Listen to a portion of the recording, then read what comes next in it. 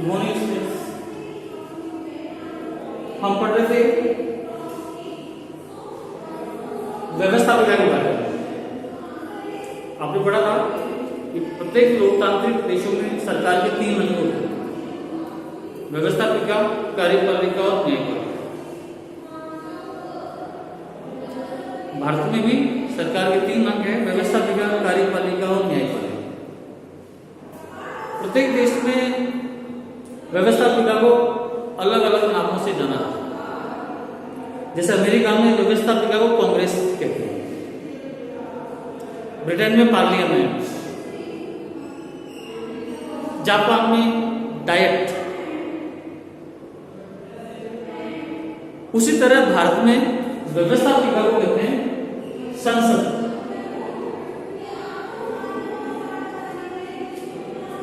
हमारे संविधान में कहा गया है कि भारत संघ की एक संसद होगी जिसमें राष्ट्रपति के अलावा 2 सदन होंगे।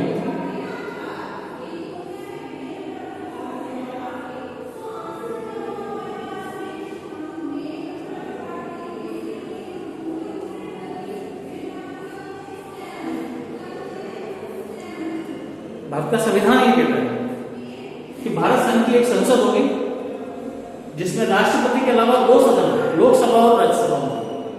लोकसभा को प्रथम सदन या निम्न सदन के नाम से जाना जाएगा और राज्यसभा को द्वितीय या उच्च सदन के नाम से जाना जाएगा। यहां तक हमने पिछली क्लास में पढ़ा था। इनके संगठन, दोनों के लोकसभा और राज्यसभा के संगठन के बारे में अलग अलग हमने पढ़ा था। पुनः आप एक बार दोनों का संगठन एक साथ आप समझ लीजिए। न केवल पॉलिटिकल के स्टूडेंट होने के नाते बल्कि नागरिक होने के नाते आपको ये चीजें आनी आपको चाहिए कि हमारे देश की जो सर्वोच्च संस्था है उसका संगठन किस प्रकार होता है, उसकी संरचना किस प्रकार होती है, कितने सदस्य होते हैं, निर्वाचन कैसे होता है, कार्यकाल कितना होता है, इनके बारे में आपको जानकारी होनी चाहिए।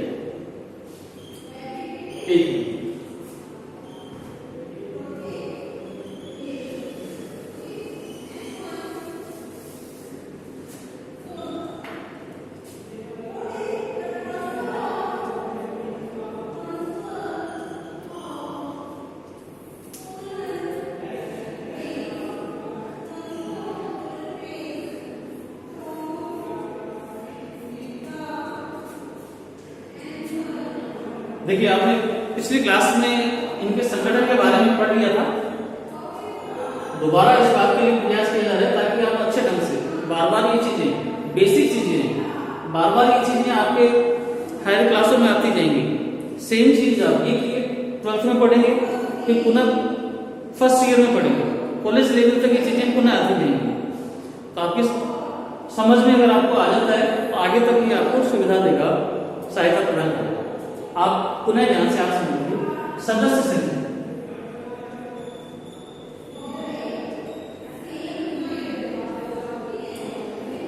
लोकसभा की सदस्य संख्या अधिकतम 552 हो सकती है, लेकिन वर्तमान में 545 है।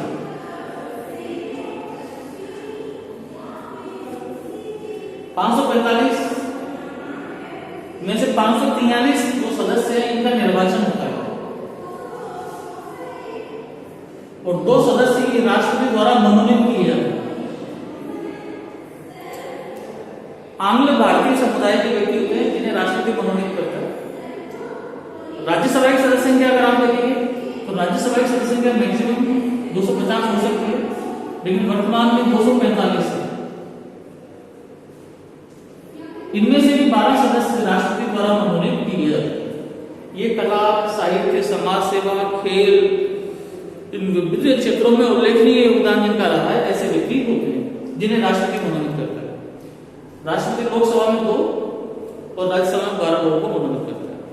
सदस्य संख्या, वास्तविक सदस्य संख्या निर्वाचित 543 है, यहाँ पर 233।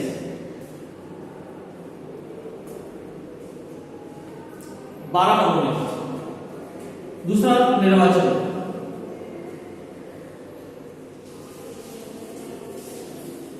लोकसभा सदस्यों का निर्वाचन प्रत्यक्ष रूप से होता है, और वेस्ट मताधिकारी, अर्थात जनता, कौन सी जनता? जिनकी आयु 18 वर्ष से अधिक है वो स्वयं अपने उम्मीदवारों का चयन करती है, जबकि राज्यसभा सदस्यों का निर्वाचन होता है अप्रत्यक्ष रूप से, आनुपातिक मत।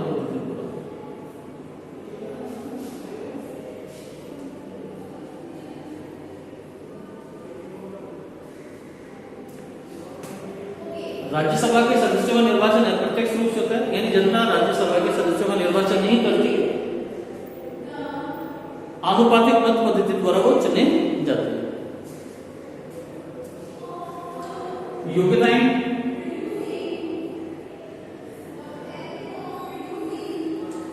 लोकसभा और राज्यसभा का सदस्य बनने के लिए योग्यताएं लगभग समान है। आयु का फर्क है, दोनों में आप कह सकते हैं वो भारत का नागरिक, वह दिवालिया कोड के पालन ना हो, सरकारी लाभ की बंधन ना हो, लोकसभा में उम्र जो उसकी, लोकसभा का चुनाव लड़ने के लिए उसकी उम्र कम से कम 25 वर्ष होनी चाहिए, जबकि राज्यसभा के लिए कम से कम 30 वर्ष की आयु उसकी होनी चाहिए। इसके अलावा एक योग्यता और कह सकते हैं आप दोनों में, इसके अलावा संसद समय समय पर जो योग्यताएं निर्धारित करे उन्हें पूरा करता है, इसमें बाकी योग्यताएं। कार्यकाल की बात करें,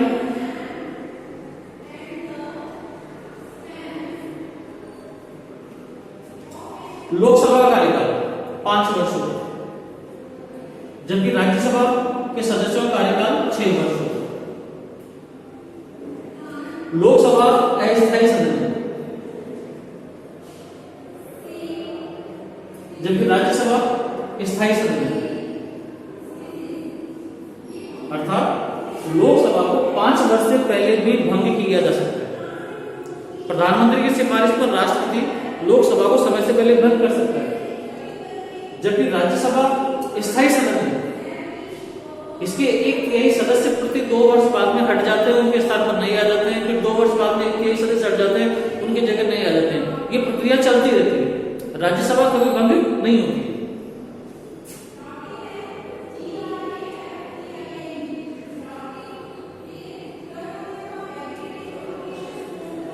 पदाधिकारी,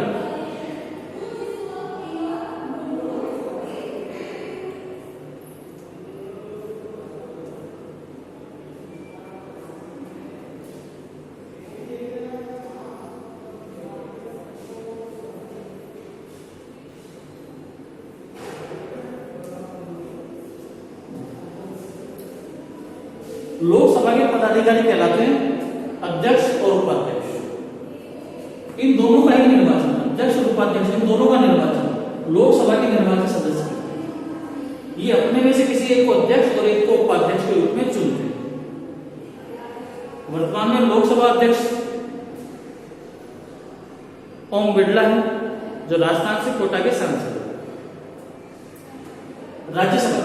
राज्यसभा के पदाधिकारी कहलाते हैं सभापति और उपसभापति।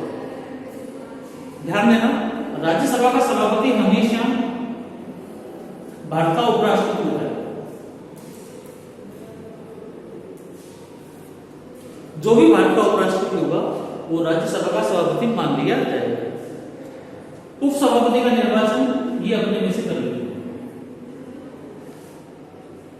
वर्तमान में राज्यसभा के सभापति कौन है? अगर आपसे पूछने जाए तो आपको नाम बताना है उपराष्ट्रपति का, वेंकैया नायडू। ये वर्तमान में उपराष्ट्रपति हैं, जो राज्यसभा के सभापति भी हैं। नेक्स्ट है अधिवेशन।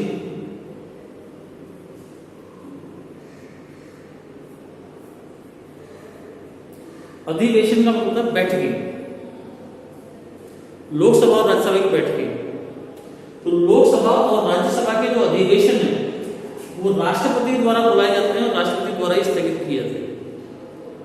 इस संबंध में नियम है कि लोकसभा के 2 अधिवेशनों के बीच में 6 माह से ज्यादा का समय नहीं होना चाहिए। वैसे हमारे यहाँ सामान्यतः 3 अधिवेशन होते हैं, बजट अधिवेशन, मानसून अधिवेशन और शीतकालीन अधिवेशन। फिर लास्ट पॉइंट आपने पढ़ा था गणतंत्र।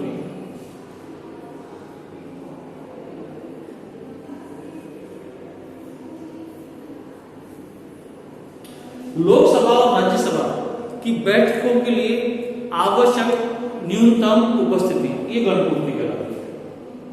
यानी लोकसभा और राज्यसभा की बैठकों में कम से कम कितने सदस्य उपस्थित होने चाहिए, जो उसकी बैठकों को, उसकी कार्रवाई को वैधानिक बनाए, तो ये गणपूर्ति होती है 1/10 दोनों।